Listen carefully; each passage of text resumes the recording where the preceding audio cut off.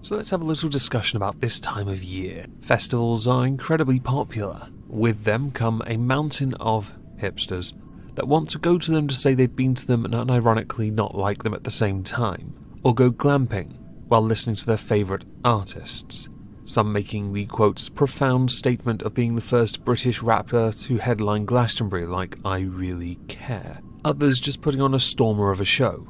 But what I want to focus on is the tickets. I think many of us have been to festivals. I myself have been to a few. I thoroughly enjoyed going to Download a few times. Sonisphere, I've been to Reading. It is good fun. Bit dirty, bit uncultured, but good fun. And the ticket prices weren't too bad. Enter this man here. This is Zuby. He is a rapper from Southampton who pointed out something quite interesting that has since changed, but something we should definitely point at for the time being and go, what are you trying to do? So the tweet of his that got my attention. Festival charging different prices based on race. Downvote. Well done, intersectional radicals. You've become the very racists you claim to stand against. So woke. So very woke. I personally have no time for those who espouse intersectional ideas, because the notion is, and it's the one that you hear all the time and certainly have heard on this channel from the bedroom feminists of 2016, that the purpose of intersectional feminism, example being that, is to rally all the resources from the most privileged to the least privileged. But these ticket prices, they don't do that.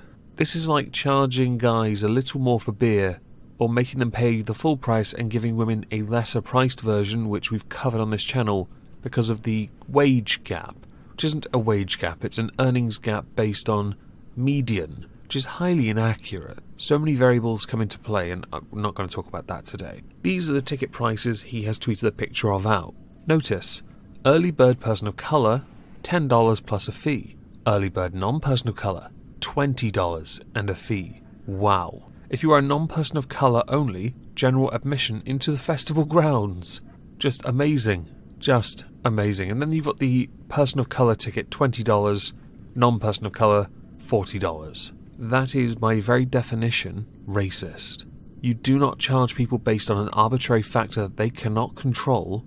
You cannot do that and expect it to be successful. Now, what is the festival in question here? Well, this is the Afrofuture Fest.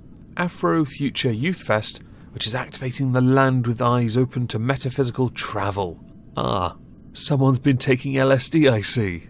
A home for arts, healing and adornment activations, featuring a day parade, drum circle, kumbaya, and bonfire to awaken space with spirits. Vodka, gotcha. In co-creation with community leaders, youth will start the day by restoring resilience and reimagining stability. So this does sound more like a black and ethnic minority or minority ethnic festival, but one should be inclusive to all those within the communities that those people represent, because they're not all going to be black or Hispanic or East Asian, Central Asian, or anywhere else that isn't predominantly white, or for the sake of it, of white European descent. You still shouldn't charge an additional $10 for those people to have the privilege, because of their privilege, to attend a festival that isn't for them. Hell, you should just say, it isn't for you. It's called Afrofest. White people can't have afros, can they? Oh. Afrofuture Fest, immersive, intimate, and initial spacekeeping for Afro-Black futurist. What? What?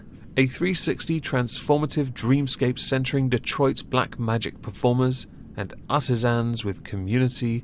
Essence Fest meets Afro-punk. Intersecting narratives, co-creating the future necessary for black thriving energy sourcing from the Wakanda that is Detroit.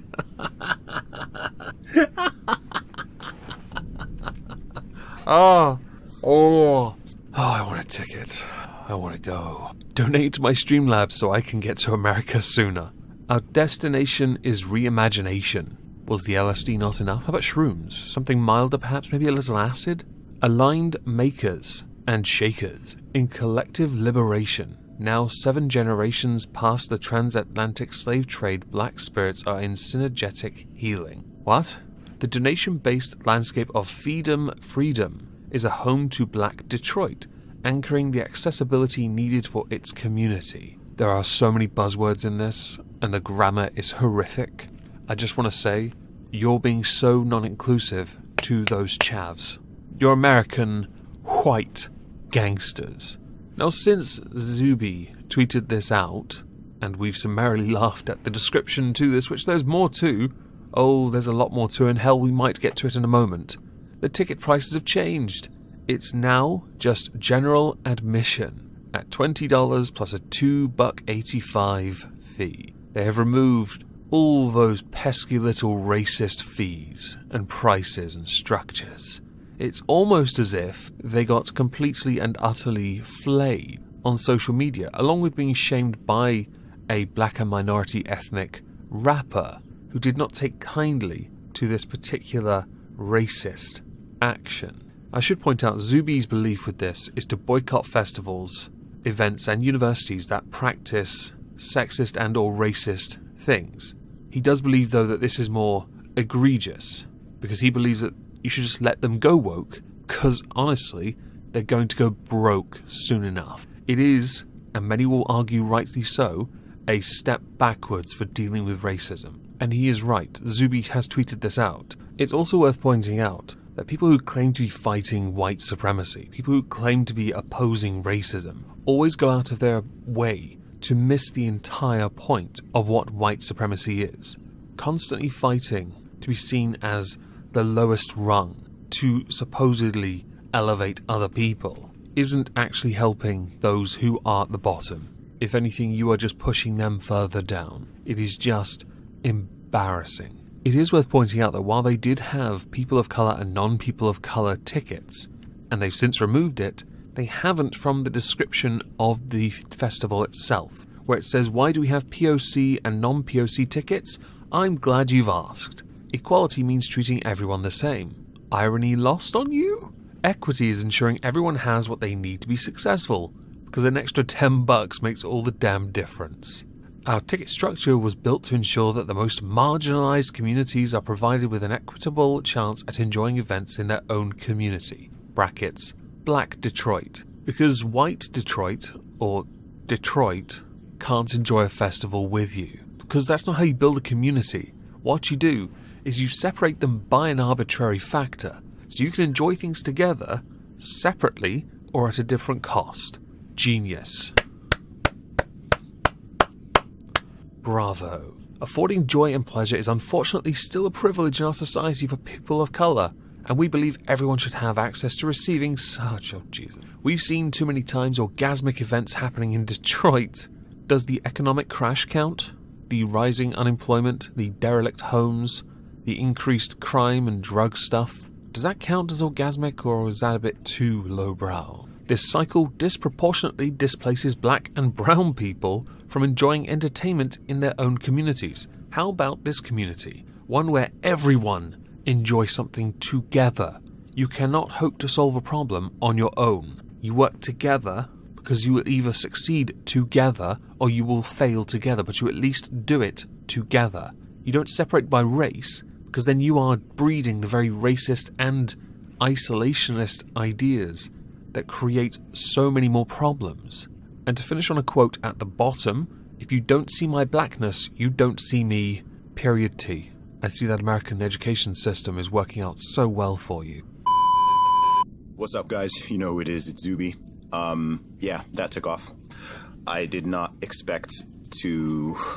Man, I didn't expect that tweet to get so many retweets and shares, man. I made a tweet yesterday about this festival in Detroit that was charging people different ticket prices based on their skin color, literally charging white people double.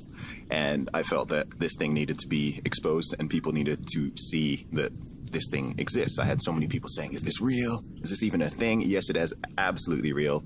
And yes, it absolutely is a thing. Now, it's not the very first time I've seen this kind of way of thinking, or this approach to diversity and equality, which is based on some kind of actual unfair discrimination. It's the very first time I've seen it implemented in such a way, literally charging different prices for different races, which is truly, truly, truly unbelievable. This is not a step forward. This is a gigantic regressive step backwards. This is like some new type of Jim Crow or something like that. I've got a really basic rule when it comes to these things, okay? If you were to swap the races, swap the sexes, swap whatever, right? If you replace the word white with black or black with white or white with Jews or whatever, how would this sound? Would it sound extremely bigoted? Would it sound extremely racist just off the top? Like you wouldn't even need to think about it. If the answer is yes, then it probably is. If I can swap the words men and women and it sounds sexist, the statement is sexist. If I can swap the words black and white and it sounds sexist, the statement is racist. It's really simple. It runs in all directions. All races can be racist. All races can be victims of racism.